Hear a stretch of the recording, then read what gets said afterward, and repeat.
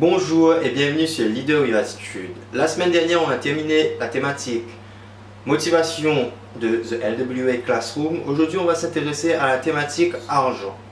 Et pour cette thématique, il n'y aura qu'une seule vidéo parce qu'on ne m'a posé qu'une seule question en relation avec ce sujet. Effectivement, la question qui m'a été posée, c'est comment faire pour avoir une source de revenus complémentaire qui prend peu de temps. Bref, tu connais la chanson, soit tu regardes la vidéo, soit tu lis l'article écrit sur le blog.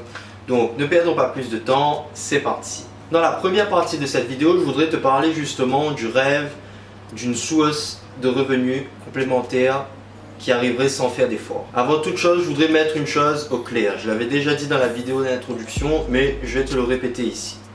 Tout dans la vie se paye de trois façons différentes, soit en argent, soit en temps, soit en énergie. Si tu veux gagner de l'argent de façon automatique avec un business, ce genre de truc, sache qu'il va falloir que tu investisses beaucoup d'argent et beaucoup d'énergie pendant un certain temps au début. Il y a énormément de gens qui te vendent des formations qui sont censées te rapporter 100 € par jour pendant X temps sans faire trop d'efforts. Mais là encore, les formations qui en valent vraiment la peine ont quand même un certain coût financier. Si tu t'intéresses au dropshipping ou au e-commerce de façon plus générale, sache que les formations qui en valent vraiment la peine coûtent quelques milliers d'euros et derrière tout ça, il va falloir que tu investisses encore pour l'hébergement, les plugins qui vont t'aider à gérer le site, payer éventuellement les publicités pour faire la promotion des produits que tu veux vendre, etc.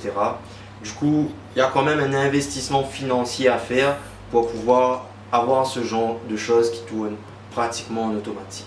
Et il va falloir faire l'effort d'apprendre également. En d'autres termes, si tu penses pouvoir gagner un peu d'argent de poche sans faire trop d'efforts et sans investir d'argent, voire pas du tout, je te mets le doigt dans l'œil et ça jusqu'au coude.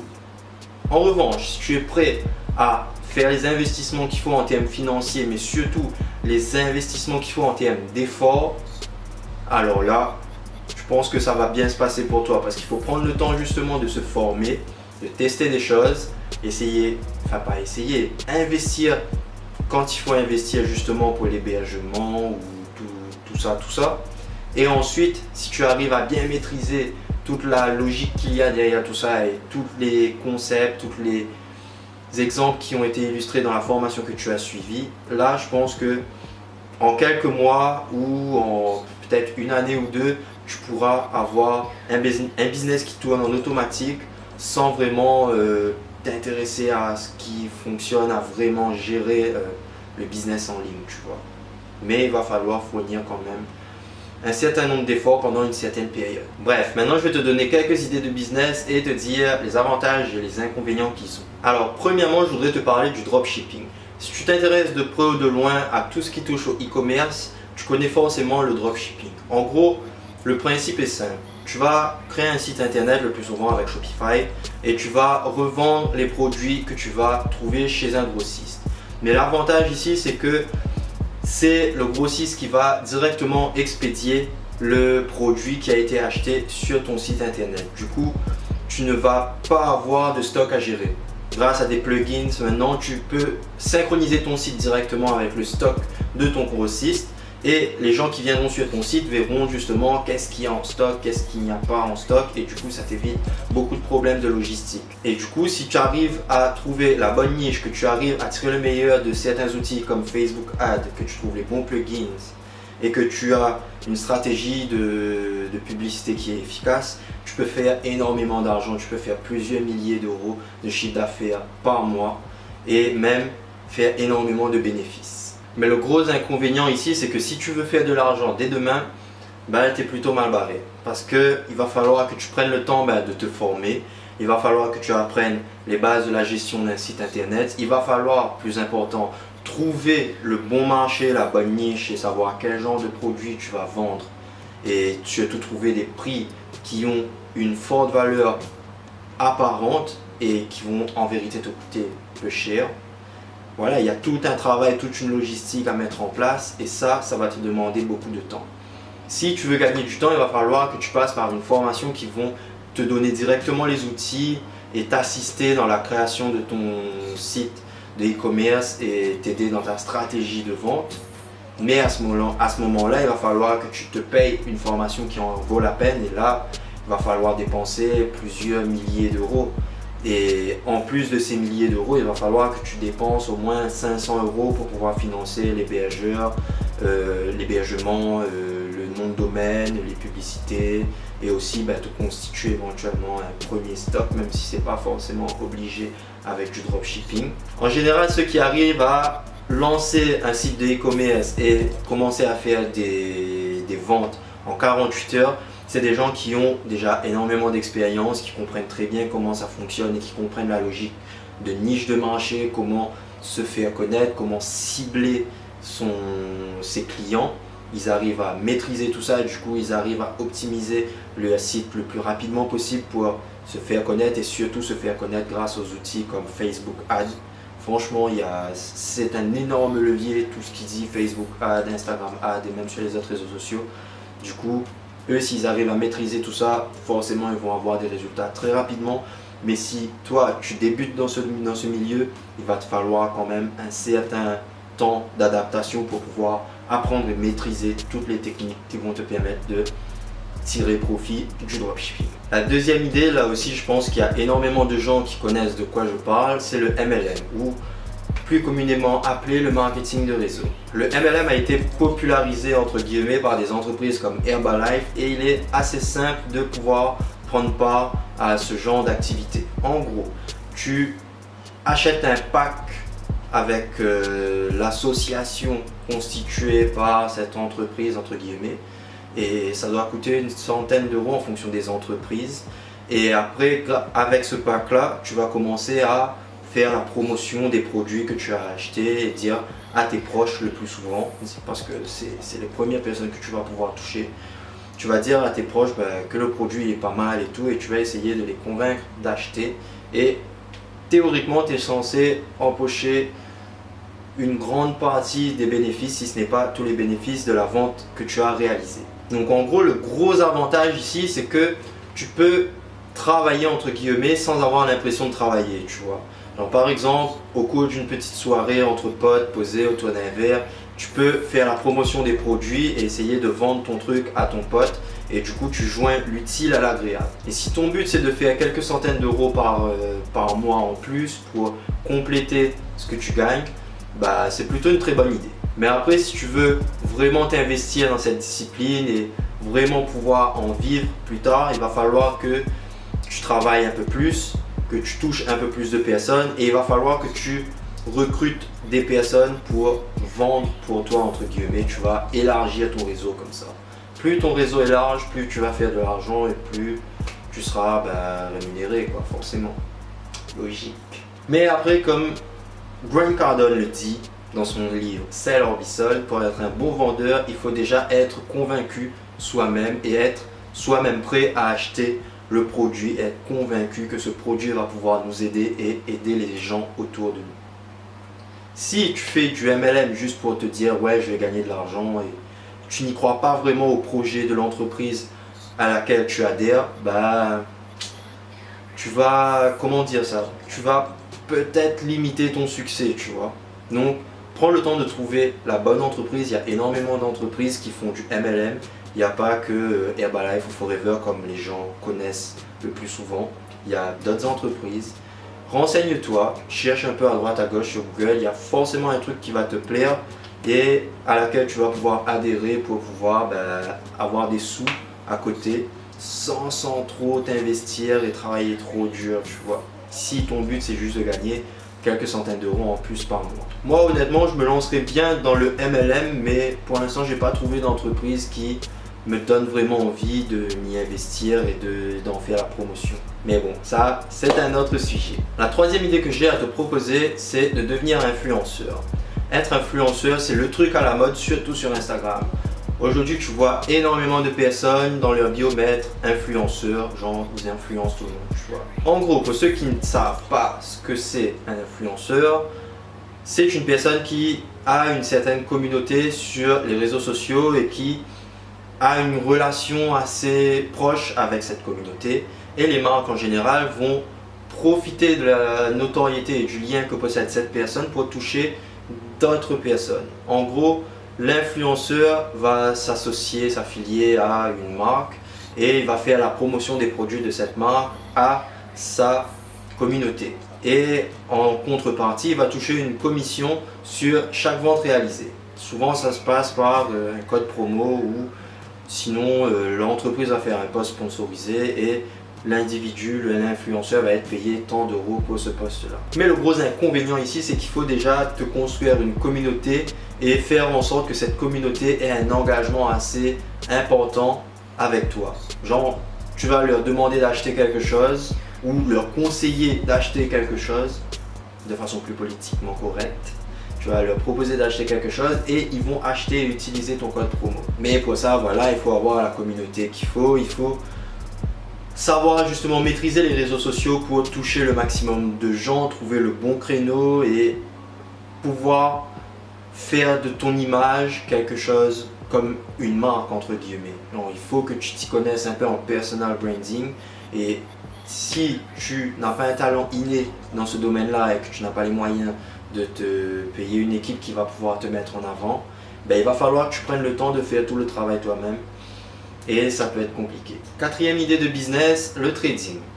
Je ne sais pas si on peut vraiment parler de business à ce moment-là, mais c'est un moyen de gagner de l'argent. Et j'ai l'impression qu'en ce moment, le trading est très à la mode également. Je vois énormément de gens qui commencent à se mettre au trading, qui s'y intéressent, qui s'y forment et qui commencent à gagner un peu d'argent là-dedans. Du coup, j'ai jugé ça légitime d'en parler dans cette vidéo. En gros, pour ceux qui ne savent pas ce que c'est le trading, c'est le fait d'acheter des actions sur les marchés financiers et de les revendre au bon moment pour pouvoir réaliser une plus-value. Enfin, je pense que la définition que j'ai donnée est très large, enfin, c'est très grossier, mais si jamais il y a des experts en trading qui passent par ici, bah, mettez votre avis en commentaire. Je suis tout oui. L'avantage ici, c'est que contrairement aux idées reçues, on n'est pas obligé de faire un master en finance pour faire du trading. Il y a des livres qui sont très bons là-dedans, qui vont te donner de bons conseils pour pouvoir apprendre à devenir trader. Et il y a même des entreprises qui vont te former, qui vont même lier le trading à du MLM. Mais le gros inconvénient ici, c'est que si tu veux vraiment t'investir dans le trading et gagner beaucoup d'argent comme ça, il va falloir rester à l'affût et être très présent sur les marchés financiers. Du moins, il va falloir avoir une application qui va suivre tout ça pour toi en temps réel parce que les marchés financiers sont très volatiles. Genre, par exemple, là maintenant, tu peux être en train de gagner de l'argent par rapport à ce que tu as investi sur une action, mais dans une minute ou deux, voire même 30 secondes, le cours de l'action va chuter et tu vas perdre de l'argent. Donc voilà, il est très important de se former dans ce domaine-là, pas forcément en passant par la fac, mais il y a de très bonnes formations à côté qui te permettent d'avoir des résultats intéressants. Et surtout, intéresse-toi à ces groupes qui proposent des formations et ils te facilitent aussi la veille qui est nécessaire pour comprendre les marchés financiers et suivre l'évolution du marché financier et te permettre de ne pas être constamment connecté à surveiller les marchés financiers. Bon, je ne suis pas expert dans le domaine du trading, mais j'ai des amis qui s'y intéressent énormément et qui commencent à gagner un peu d'argent là-dedans. Du coup, si jamais vous voulez avoir de plus amples informations, bah, je peux vous mettre en contact avec eux, dites-le moi en commentaire et je vous donnerai leurs coordonnées. Quatrième idée pour gagner de l'argent sans trop d'efforts et assez facilement, c'est les distributeurs automatiques. On n'y pense pas forcément de nos jours, mais les distributeurs de boissons, de friandises ou même les jeux type arcade, les baby-foot ou même les tables de billard, c'est des choses qui peuvent rapporter quand même beaucoup d'argent. Le truc, c'est de trouver le bon emplacement et ensuite de partager les bénéfices avec la personne qui va accueillir ta machine. Tu vois, par exemple, tu peux entreposer ce genre de choses chez un coiffeur, dans une gare, dans un magasin. Tu vois, tu peux installer ce genre de machine dans une gare, dans un magasin, dans un bar, chez un coiffeur, etc. Enfin, tu as énormément de choix. Le gros avantage ici, c'est que le seul truc que tu vas devoir faire, c'est de surveiller le stock pour les distributeurs de boissons et de friandises. Et aussi gérer, t'occuper de la maintenance et de l'entretien des machines.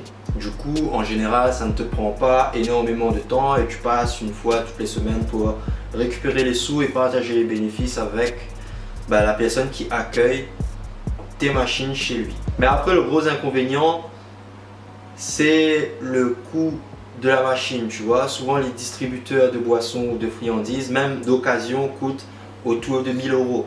Donc c'est quand même un investissement assez conséquent. Mais si tu arrives à trouver le bon emplacement, tu peux rentabiliser ton investissement assez rapidement. Ou si tu veux pas acheter le truc, tu peux le prendre de façon...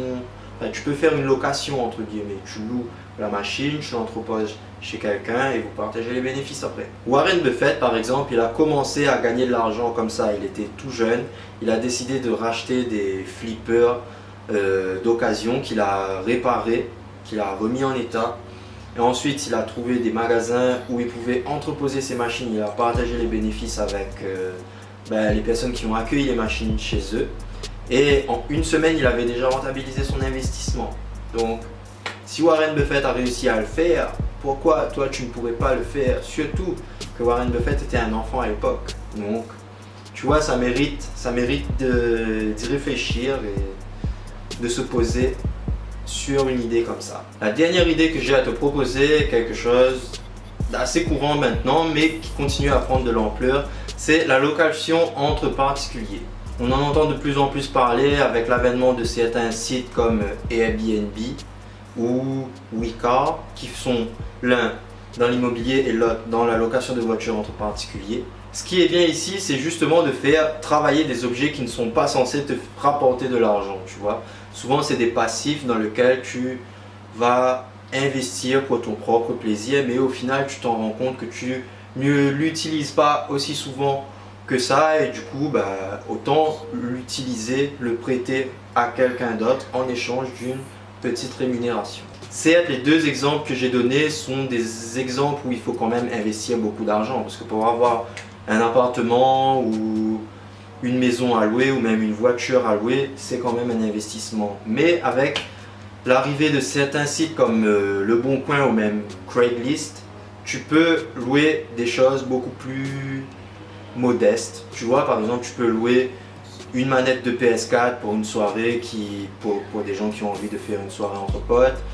Tu peux louer ton vélo, tu peux louer une débroussailleuse, une perceuse, ou même tu peux louer des tableaux que tu as chez toi pour les exposer et permettre à quelqu'un d'avoir quelque chose de joli chez lui, par exemple. Après, l'inconvénient ici, c'est d'avoir des trucs qui vont avoir suffisamment de valeur pour le potentiel client pour que tu puisses lui demander plus d'argent que ça ne va te coûter pour l'entretenir. Après, il va falloir aussi aller à la recherche de son client. C'est quelque chose qui peut être assez contraignant des fois parce que la location entre particuliers pour des petits objets comme ça ne s'est pas forcément très démocratisé aujourd'hui. Mais je pense que dans les années à venir, il y a franchement quelque chose à faire là-dessus. Pour conclure, je dirais qu'il y a plein de façons, comme tu as pu le constater, de se créer des revenus complémentaires chaque mois. C'est assez simple en général et abordable, mais il va falloir fournir des efforts. Si tu n'es pas prêt à fournir les efforts qu'il faut et faire les investissements qu'il faut au début, tu n'arriveras pas à avoir ce petit business qui va tourner en automatique et te rapporter de l'argent. Donc prends le temps d'apprendre, prends le temps de te renseigner sur ce qui pourrait te plaire, ce qui te convient le mieux, ce qui te donne envie de te lancer et fais les choses correctement et tu vas pouvoir justement mettre un peu de beurre dans les épinards. Sur ce, la vidéo d'aujourd'hui se termine ici. Je te remercie de l'avoir regardé jusqu'à la fin. Si ça t'a plu, dis-le moi en commentaire. Si ça ne t'a pas plu, fais-le moi savoir aussi. Le débat est ouvert. Je suis ouvert à toute discussion.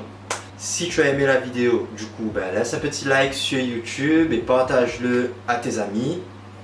Surtout, abonne-toi à la chaîne YouTube pour ne rater la sortie d'aucune vidéo. Suis-moi aussi sur Facebook, Instagram et Twitter pour avoir ta dose de motivation quotidienne. Et le plus important, abonne-toi à ma newsletter pour ne rater la sortie d'aucun article et d'aucune nouvelle vidéo. La semaine prochaine, on va s'intéresser à la partie création d'entreprise et on va voir comment créer un business, créer une entreprise sans investir trop d'argent. Sur ce, je te dis à bientôt et surtout, be a leader with attitude.